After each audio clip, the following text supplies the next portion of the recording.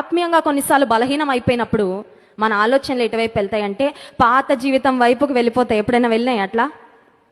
వదిలిపెట్టేసిన సినిమాలు ఉంటాయి కదా, ఆత్మీయంగా కొంచెం బలహీనం అయిపోయినప్పుడు అప్పుడు అపవాదం అంటాడు, అప్పుడు వదిలేవు కదా అక్కడ, ఆ సీరియల్ నంబర్ 102లో ఆపేసావు, ఆ తర్వాత చాలా వచ్చినాయి, అవన్నీ ఒకసారి వెళ్ళి చూసే, కొంచెం నెమ్మదిగా ఉంటుంది నీకు ప్రశాంతంగా. లేదంటే అప్పుడు సినిమాలు వదిలేసావు, అప్పుడు అలాంటి అలవాట్లు వదిలేసావు కదా, ఒక్కసారి మళ్ళీ వెళ్ళి go back to that old life, పాత జీవితానికి తిరిగి వెళ్ళు అనే శోధన కొన్నిసార్లు వస్తుందండి.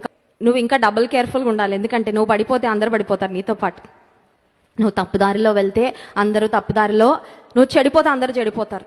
సో నీ మీద ఆధారపడేవాళ్ళు, నిన్ను చూస్తున్నవారు, నిన్ను గమనిస్తున్నవారు, నిన్ను అనుసరిస్తున్నవారు, నిన్ను మాదిరిగా పెట్టుకున్నవారు ఒకవేళ ఎవరైనా ఉంటే, నీ స్నేహితుల బృందంలో గనుక నువ్వు ఒక లీడర్గా ఉన్నట్లయితే, please know that you must be double careful not to make ungodly decisions. దైవ నిర్ణయం కానీ దైవ చిత్తం కాని నిర్ణయాలు నీ జీవితంలో తీసుకుంటే నువ్వు ఒక్కడవే కాదు పాడయ్యేది, నీ ఒక్కదానివే కాదు నష్టపోయేది, నీతో పాటు చాలా మంది కూడా నష్టపోతారు.